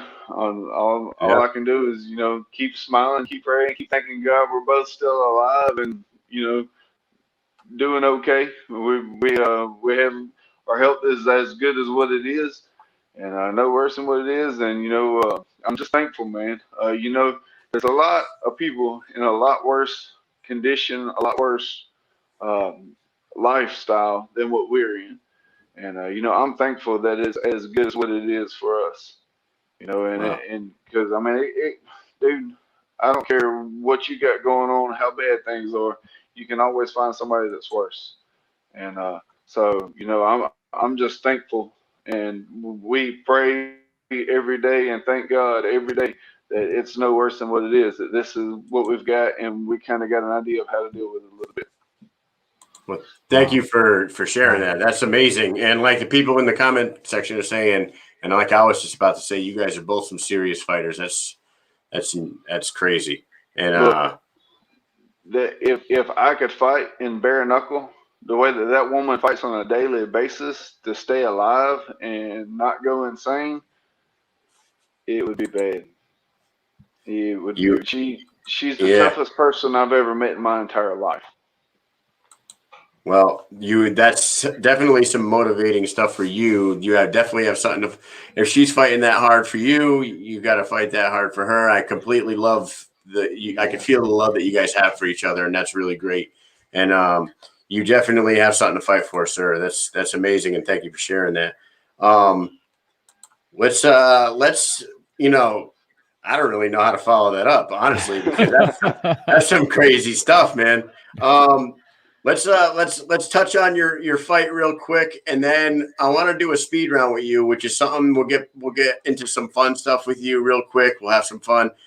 You are fighting Biloxi, Mississippi, March 19th on the BKFC BKTV app against Arnold Adams.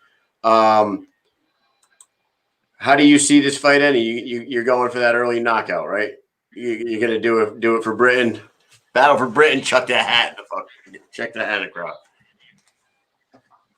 Man, look, I don't ever go for a knockout. I have never have I ever gone into a fight and said,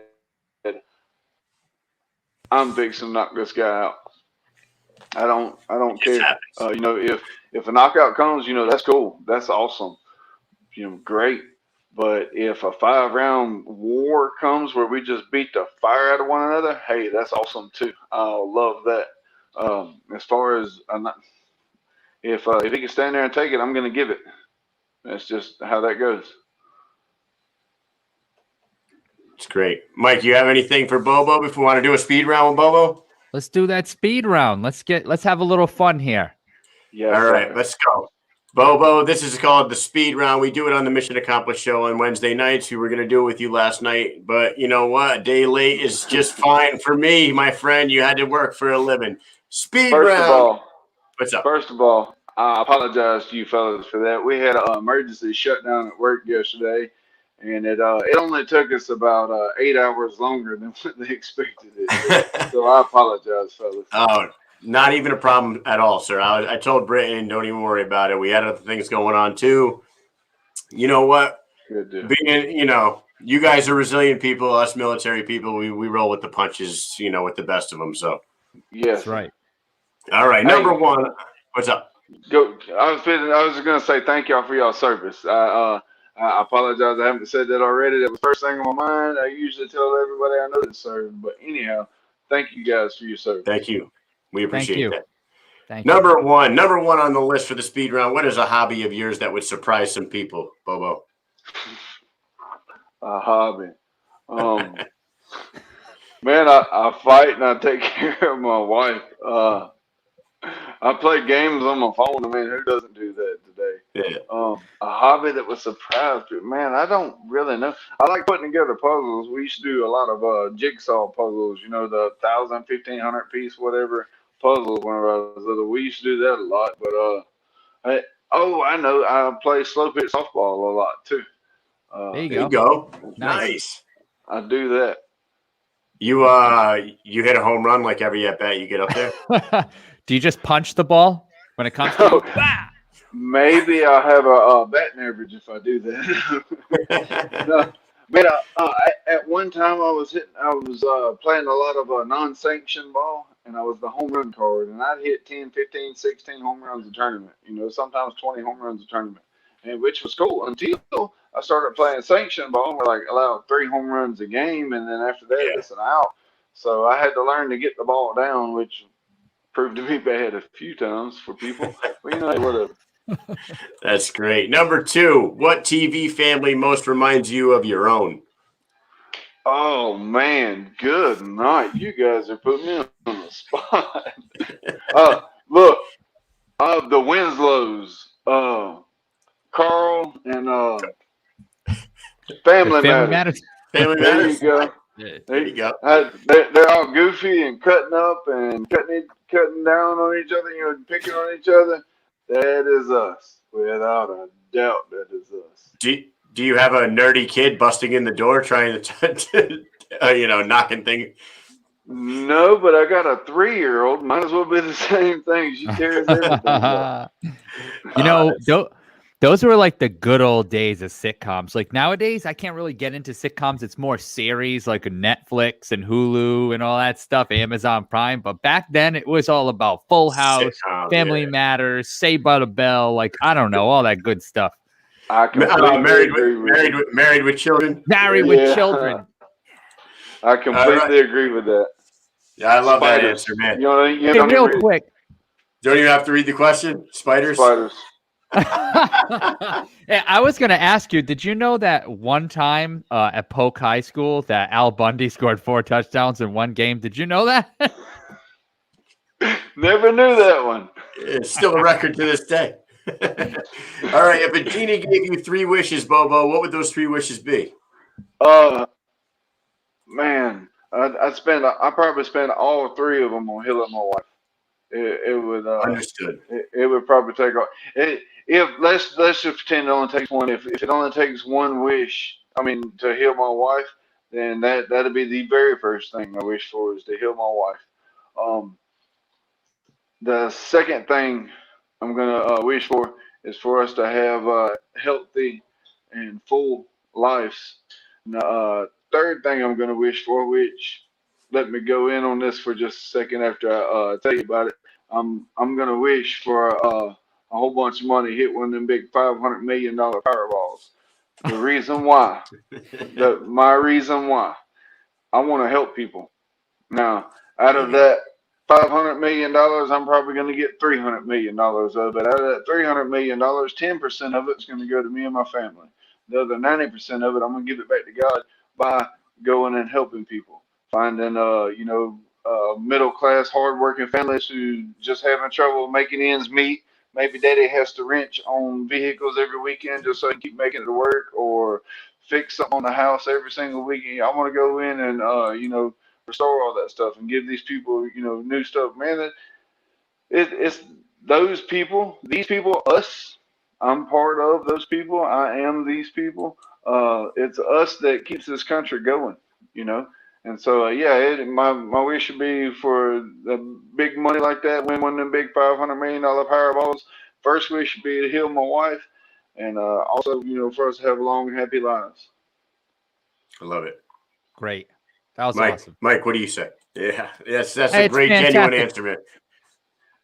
It's awesome. I have to say, I didn't know much about you besides your fights, and I'm going to tell you, if whoever's watching this, I'd be damned if you didn't gain a ton of fans from this, because I'm going to tell you, I don't know if it's because I have 2 daughters, but ever since they were born, maybe I become a little bit of a softie, but I'm going to tell you, man, you've moved me through this interview for sure. Awesome. I'm definitely a fan. Thank you, absolutely. And in the comment section, all it is wow, amazing. You're an amazing man, smart man. Yep. I'm like, whew. People love you, Bobo. That's for sure. If you could have a superpower, what would it be? If you could have a superpower, what would it be? Oh my goodness, man, you guys. Superpower, what would it be? Man, I really don't know. My superpower was always going to be Batman, but then I thought about it, and he doesn't have a super. He's got a bunch of money, So I mean, I don't know. I guess be able to fly. Yeah, makes me able to fly. I asked that question to Britton Hart a couple weeks back on this show, and you know what her answer was? And I thought it was pretty interesting because I never would even think of this. The ability to stop time, reverse time, fast forward. I was like, wow, that's a crazy thought. I never even she blew my mind with that one. I was like, wow, that's a crazy super. Yeah, the ability, a good one. The ability to control time. Yeah, that would be a real good one. I like that. I just stole her answer, in case you didn't know. Yeah, we love it. All right, number 6. What is the most unusual place you've fallen asleep? Oh, dude, driving. That's a pretty weird place to fall asleep. But look, me and my partner in high school, man, we went over to Pensacola. We took a late night road trip to Pensacola, Florida, from Mobile, Alabama, which is about an hour and 15-minute trip one way. And I wake up and I was driving, dude, my big behind driving a 5-speed single cab Ford Ranger. And I woke up. The reason why I woke up to my stomach dropped. The reason why my stomach dropped is because we was airborne. Apparently, I fell asleep good enough to get off in the median and ramp one of them little where the cops cross, emergency vehicles only. I ramped it.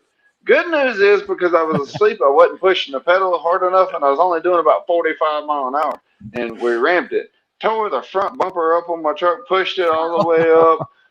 I get back on the middle of the road, and I told Gerald, I said, we're pulling over and going to sleep. Oh, all right. I pulled over and sat there for 30 minutes, couldn't go to sleep. Start driving, start nodding again.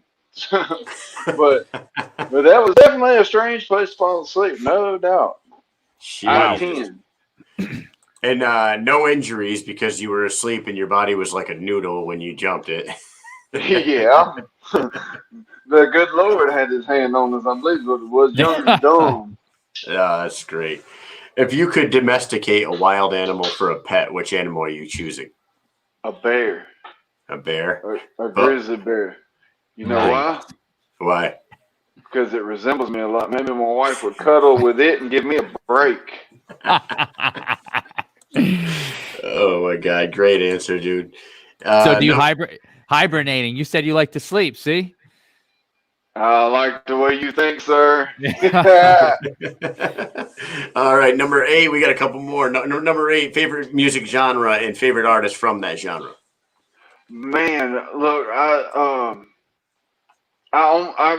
personally, whenever I'm DJing the radio, I've got it on Christian music, K-Love. You know, whatever the hip, whatever the newer Christian music. That's what I keep my radio on. That's where my radio stays. Big Daddy Weave. I like Big Daddy Weave. I like the Newsboys. I've found a couple of rappers on. I never really been much into rap, but I found a couple of Christian rappers on. I think on YouTube and on the internet. Andy Mineo and NF is. And I was going to say, NF is amazing. Yes. I was going to bring that up because Kyle actually showed me like a few weeks back. He said, "You hear of this guy NF? I guess he's a Christian rapper." Right. And I was like, "I've never heard him before." We listened to this song, and I think it's about his mom. Is that what it was, Kyle? Yeah, ODing on pills. Yeah, I was like, "Holy smokes!" Blew me away. That powerful. Powerful. Like, I'm like, how the hell did this kid get through the video? Like recording that song? It must have took 100 takes to record that song because that was some emotional stuff. I was like, wow. Super talented too. Yeah. It did. The way I understand it, even the stuff that he was supposed to be saying in the video, like that was supposed to actually be recorded from the video, was pre-recorded because he was choked up and couldn't. That's just, what I've seen on one of these YouTube videos. YouTube videos, it's got to be true because it's online. I love it, dude. That's a great answer too. Do you believe it? Do you believe in life on other planets? Man, wow. Look, do I believe it's a possibility? Yes. I do believe thoroughly with my whole heart, as sure as I'm sitting here in front of this phone talking to you guys, that God did create us. No doubt about it. There's no maybes, ifs, ands, but God created us. I do believe that it could be possible that on another one of these stars out here, God could have created other planets with other living beings on them. Because we are created in God's image, I do believe that they would be in the same image as what we are. And so that is my personal belief on it. Do I think it's possible? I think it is a possibility. Do I think it's likely? I really don't know, man.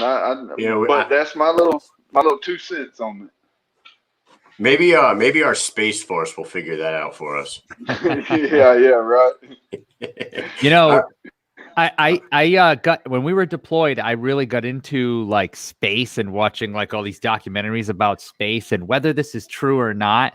When I heard this, it blew my mind. And they said there is as many stars in the universe as there are grains of sand on the earth. Now, if you can even fathom how many that, you know what I mean? That is insane. And it's ever expanding. So, I mean, yes, sir. The odds are like pretty good. I think the odds are pretty good, right? Real quick, little side subject, real quick. Since you said you had plenty of time over there, if you find yourself in a position again where you have plenty of time, I want you to do something and go down a rabbit hole. I went down, figure out what the pyramids were used for, the Great Pyramids. They had a purpose. They have a healing chamber in them that they believe it's a healing chamber that was in them. And the pyramids were constructed of a different substance on the outside of it, apparently a valuable whatever, to where people stole it throughout the years. And it was able to pick up the resonance, the way the earth resonates, the frequency the earth resonates. It was able to pick up that frequency, and they were able to tunnel it into this chamber in there. And you go inside that chamber, and it heals your elements, which only makes sense to me because God picked up a handful of dirt to create us, what we're made from. We're made from the earth. So, what heals the earth has to heal us, in my theory. But anyhow, if you find yourself with some time, go to researching on that. That was a cool little rabbit hole to go down. Will do. Will do. Last question for the night, Bobo, and we will let you get out of here. If you had an opportunity to be immortal, would you take that? No. Look, man. I don't think I would I've either. lost some people in my life. I've lost. Look, whenever I was in high school, within 2 years of graduating high school, I want to say we went to 6 funerals of friends and family members, loved ones. If I could be the only one that was immortal, no, man, that would hurt. Oh my goodness, that would hurt. Now on the other side of it, yeah, I think it'd be cool, all the stuff you could accomplish, all the people you could witness to, being in BKFC 253,000 would be pretty cool. But no, man, I wouldn't do it for a selfish reason. The selfish reason is that it would hurt too much losing people. Yeah, you absolutely seem like you might have one of the biggest hearts, one of the most caring people I've ever met in my life, and I just met you tonight. So, with that said, man, I thank you so much for coming on, Mike. What do you got to say to Bobo before we let him go? Just thank you for coming on. Kyle told me so last night. I know you didn't make the show, and I don't want to point that out or whatever. You don't have to apologize for that at all. We understand completely. Life happens, and this is the way things work. But what really matters is that you came on today. You did a killer interview. Like I said earlier, I think lots of people, when they watch this, you're going to just gain. Every person that watches this is definitely going to become a fan, because I'm going to tell you what, this is great. Your story, your wife's story, what you guys are doing, the way that you are, your personality, what you want to do. I mean, your answers to these questions, they're phenomenal. And I don't know. I'm a fan. I'm going to be rooting for you. I can't wait to watch you fight. And good luck. And, safe travels and all that. And, hey, hopefully we could talk to you again on here after the fight. Yes, so talk about how I was laying these upside. Somebody, look at that. Good. Look at the size. Jesus. Yeah. It's big. It's almost the size of your head. Oh, man. So, Bobo, yeah. Oh, man. So before we let you go, we're going to give you this opportunity to go ahead, shout out anybody you want to shout out, thank anybody you want to thank, say hello, whatever you want to do. So the floor is yours, sir. Take a moment and give a big, huge shout out to my new manager, my wife with Muay Management, Britt. She's gone. Look, she's never had anything to do with anything like this management or contacting people for this stuff or anything. And she's got me 8 sponsors here. She's Tim and Brittany Carino with Be Lit Organics. They have all natural organic candles, soaps, bath scrubs, and much more they offer. Then we got Matt Zifferblatt with Healthy One Inc. He hooks me up with vitamins and diets and workout routines. Super, super good dude. Very knowledgeable. Y'all should follow his story. He was a hefty fella at one time and got it down and got himself in shape, researched it, doing it the right way. We got Dan Stevens with BW1 Sports. He's helping us out with a bunch of graphic designs and super, super good fellow there. Taxes in Time with Ryan Longmire. Super good fellow there. He's up to date and knows the stuff when it comes to the taxes. We got Wicked Fabrications with Aaron Gates, really good fella. We got Arsenal Defense with Thomas Tatum. he's got a custom gun that he's making for us. That he's doing a GoFundMe for that he's gonna raffle off, and it's pretty good fella. I've seen some of the stuff he does. Really, really cool stuff too. If you're into guns and that kind of stuff, you guys being military, I couldn't imagine you are though. But Oh yeah. Oh yeah. then we got my daddy-in-law works for a company called Lane Contracting Company, and Jimmy Lane is the owner there. I want to take just a minute on this one. Jimmy Lane has and through his company, Lane Contracting Company, has done a ton for our family, for my wife. There's been several times to where we needed this kind of money to take my wife to this specialist, and we just didn't have it. And Mr. Jimmy Lane's made a lot of that possible. And worked my daddy-in-law, and he's a good fella, really, really good fella. Lane Contracting Company. They do a lot of road work and infrastructure work in Biloxi, Mississippi. They're really, really good group of folks there. But my wife's got her GoFundMe going on. She's got 4 tickets she's wanting to give away. Need another $250 donated to the GoFundMe. Then she's gonna take all the people who's donated in that amount of time, put their name in a hat, and draw a winner. And they're getting 4 tickets. These are the $125 tickets, so it's going to be $500 worth of tickets that she's giving away. And then once the GoFundMe is completely met, she's got a big basket that she's giving away and some autographed shirt by Clay Till and Sean over at the Knuckle Up podcast. So Good guys.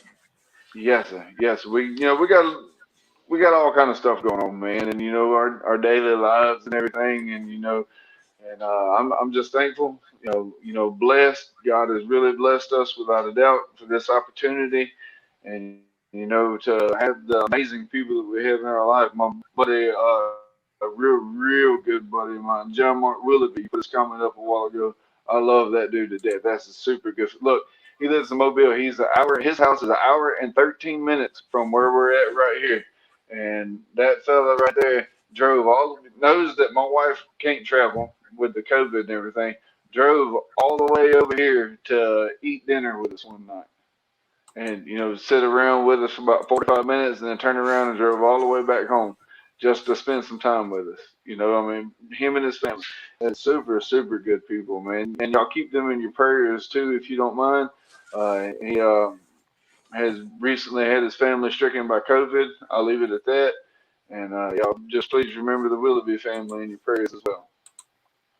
Absolutely, sir. Well, good people get surrounded by good people. So you've obviously proven that to everybody who's tuned in here tonight.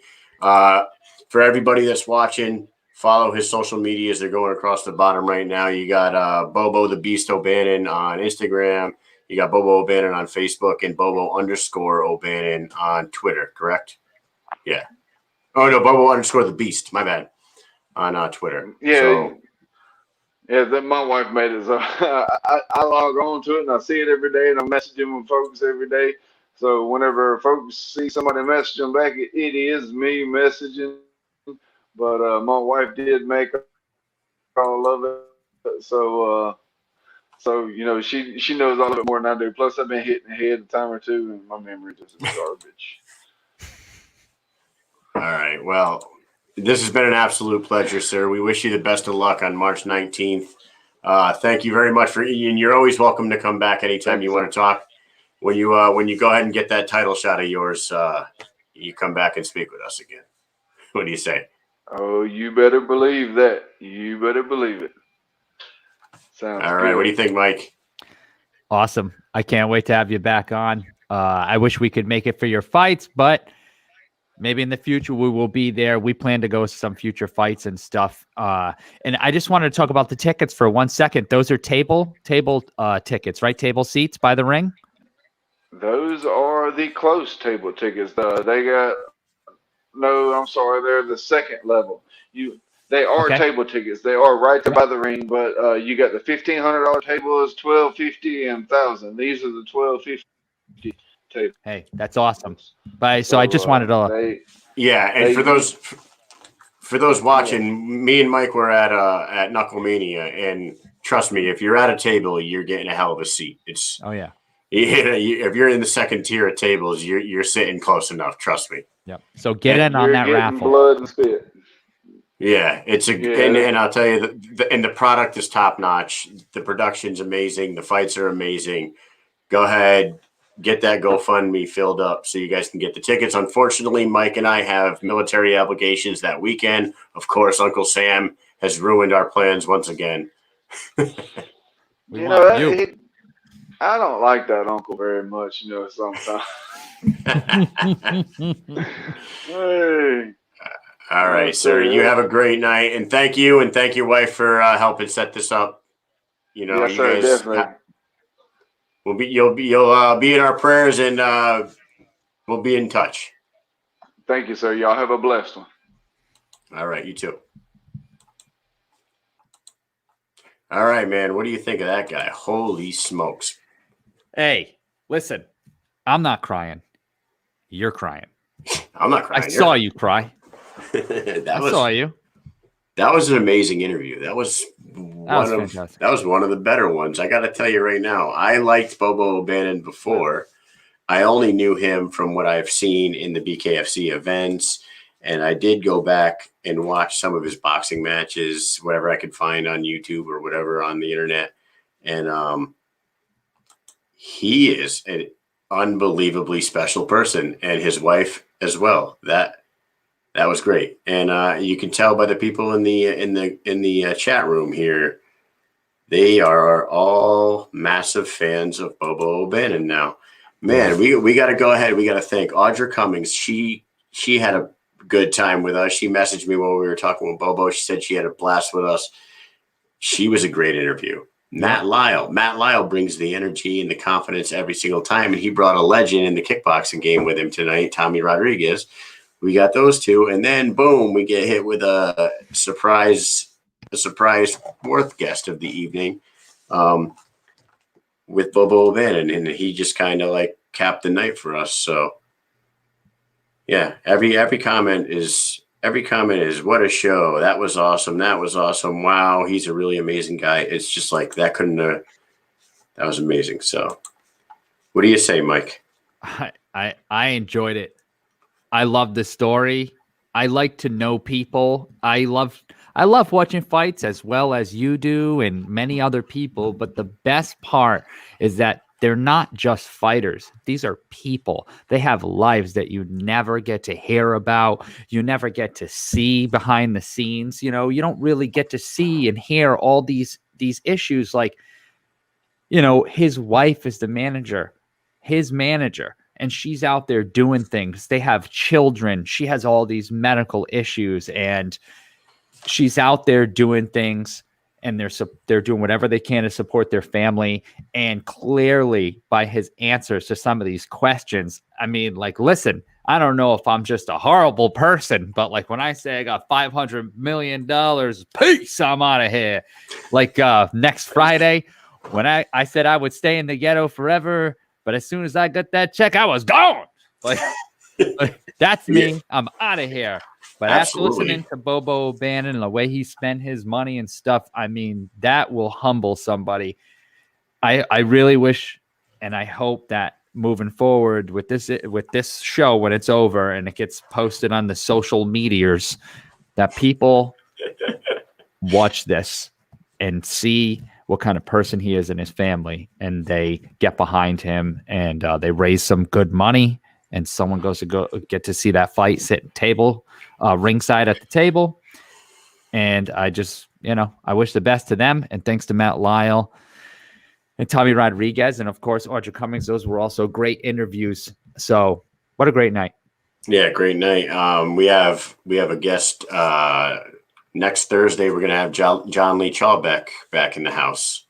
The Florida Keys kid will be back in. He's eyeballing some big fights at the 145-pound weight division for BKFC. So we're looking forward to talking to him. Other than that, man, this was a hell of a show.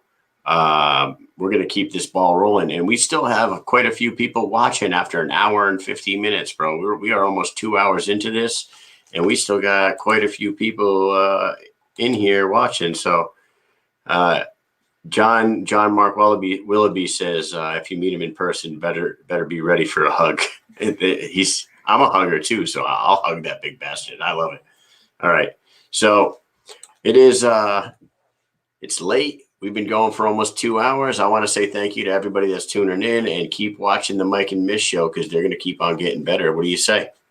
Oh yeah, we're just gonna, Kyle and I have lots of ideas to keep bringing more and more content to everybody in the best way that we can. So as this show moves forward, we're going to keep adding things to it. We're going to keep getting these guests, and we're going to be doing bigger and better things. And when it's starting to get nice out and people are getting, COVID under control and vaccines and all that good stuff, when this COVID thing ends, we have lots of plans here, and it's going to get great. Yeah, buddy, we're going to take this shit on the road. To the moon, as they say. To the moon. Okay. All right, man.